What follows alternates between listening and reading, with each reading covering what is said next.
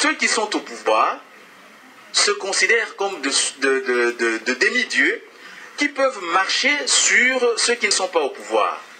Je ne parle pas du conflit avec l'opposition.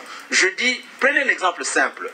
Vous êtes dans la rue, et un ministre, un PDG, un général, un colonel passe, et tous les citoyens doivent se mettre à l'écart parce qu'il y a un ministre qui passe.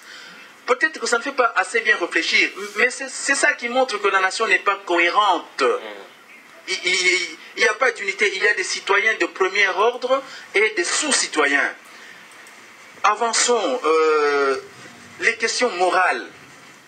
Observez qu'un jeune homme qui vole un téléphone au marché central, on le voit le lendemain à Makala, à la prison centrale. Mais un ministre qui détourne des millions, on le voit plutôt en train de rouler carrosse dans la ville. Voilà des problèmes qui posent, des questions qui posent problème sur la cohésion de la nation. Ça, c'est des questions d'ordre moral qu'il faut traiter, qu'il faut résoudre. Quel jour est-ce qu'on traitera ce problème-là sérieusement? Il nous semble que, malheureusement, dans l'ordonnance présidentielle, ces questions-là ne sont pas évoquées et c'est un non-sens. On parle de tout, sauf pour nous, de ce qui va créer véritablement la cohésion nationale. Nous pensons que ce serait vraiment salutaire à cet instant-ci que le chef de l'État, son principal challenger, Étienne Tshisekedi, rien que ces deux-là déjà, s'ils peuvent se rencontrer, ce serait quelque chose d'extrêmement, je dirais, important pour recréer une certaine ambiance dans la vie nationale. Et si ça peut s'étendre aux autres leaders politiques, ce serait encore mieux. Figurez-vous que même ces concertations, dans le fond, si on est strict et objectif, il est question de voir quelles sont les principales forces qui sont, comme nous disons dans notre communauté, dans notre communiqué, significatives au sein de la nation et prendre les leaders de ces forces-là, les mettre ensemble. Peut-être qu'on n'aura pas besoin de 100 personnes. On peut avoir besoin de 50 personnes. Tenez, mon cher ami Adam, déjà au Parlement, sur les 500 députés qui y sont, je parie, il n'y a qu'une cinquantaine qui travaillent, y compris au Sénat. C'est vous qui le dites, hein? Je vous dis des choses qui sont... C'est vous qui le dites. Si, si. Sur 500 personnes, seulement 50 qui travaillent, même pas 200. 50, c'est pas trop peu. Je suis responsable. Je sais que ma parole, c'est une parole qui engage une structure. Je confirme. Ils vous écoutent, les députés. Oui, attention. Oui, qu'ils m'écoutent et qu'ils m'affrontent et qu'ils me démontrent le contraire. Je suis parmi les Congolais qui sont contre la foire que je vois devant le palais du peuple, le trop-plein, parce que c'est un moment de réflexion.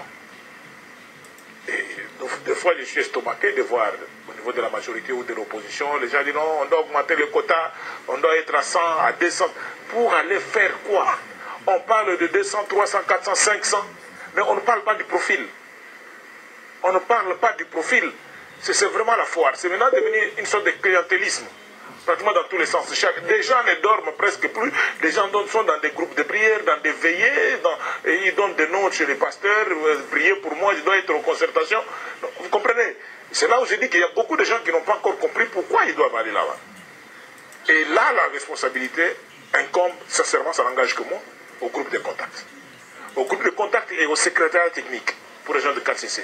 Parce qu'on devait définir le pourquoi des concertations. Même si l'ordonnance du chef de l'État a épinglé certains points, la logique aujourd'hui, parlant de la cohésion nationale, c'est à quel niveau? On ne doit pas venir au sein de concertation nationale pour parler du programme du gouvernement. Parce que maintenant, nous les jeunes, nous sommes au chômage, nous n'avons pas d'emploi, nous allons parler de ça aux concertations nationales. Écoutez, nous les sportifs, on n'est pas représentés.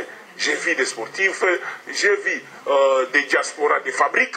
C'est-à-dire que nous, des gens que nous voyons aussi localement ici, que nous connaissons, conseillers dans certains ministères, on le voit à la télévision, diaspora. Hein? Il y a des choses qui choquent. C'est pour cela que nous autres, vraiment, Adam, si je suis venu répondre à votre invitation, c'est par sympathie, par amour et respect à votre émission. Mais des fois, il y a des choses qui commencent à gêner. On voit des gens que nous connaissons ici à Kinshasa. Ce n'est pas parce que Denis Kambaye, j'ai été une année, 2 ans à Paris, à Bruxelles, où j'ai été au Canada, je vais en tourisme. Je vais en Chine, en formation de 6 mois, de 1 mois. Je reviens ici, je deviens diaspora. Mais ces gens-là, ils ne peuvent rien dire devant des leaders qui sont à Bruxelles, à Paris ou à Londres. Parce qu'on se connaît. Il y a des têtes qui ils arrivent ici, je dis non, au moins celui-là, à Paris, il peut parler. Celui-là, non mais on le voit défiler, qu'on fait même des compositions au niveau des justement, c'est ça que je dis que le secrétariat technique, de pouvoir identifier les personnes qui se disaient être membres de la diaspora. J'ai dit le chef de l'État était de bonne foi, partant des réalités congolaises, où nous parlons de problèmes de sécurité. Contrairement à ce que l'ami est en train de dire, non. Les problèmes de sécurité, ce sont des problèmes connus même des petits-enfants. Aujourd'hui, ça ne peut pas gêner. Si nous voulons vraiment la cohésion nationale, impliquer tous les Congolais, de faire comprendre que non, Nord Kivu, Sud Kivu, province orientale, et un peu la partie de Katanga, ce n'est pas d'autres provinces qu'en RDC. Donc ça nous concerne nous tous. Si à l'époque des Zaïd Ngom, on a fait Barza intercommunautaire, que de fils et filles de ces points-là, à l'époque du président Kamere, on a allongé un peu la liste, mais aujourd'hui il faut en parler de cette question-là. Au niveau de nous tous, nous avons 9 frontières. La RDC a 9 frontières. Pourquoi seulement ces points-là? Aux élections de 2006, ça n'a pas géré le chef de l'État élu, le président Joseph Kabila, s'est déplacé, il semble, à pied même, pour aller rencontrer Jean-Pierre Bemba à sa résidence. Ça ne gêne pas aujourd'hui que le chef de l'État Joseph Kabila rencontre le président Etienne Tshisekedi. Non, c'est ça le problème. Mais maintenant, comme il y a trop de troubadours, trop de gens, comment on appelle les corbeaux et les renards, pour ne pas parler en termes de gens de Bomanza, c'est-à-dire qu'il y a des gens autour du chef de l'État qui peuvent arriver à lui dire non, non, écoutez, président, non, ne vous déplacez pas, ne voyez pas. Et pourtant, ça ne gêne pas aujourd'hui par rapport à la situation qui se passe dans notre pays, notamment à l'est de la République, ou le fonctionnement des institutions de la République, de se rencontrer comme homme d'État et se parler. Ça ne gêne pas.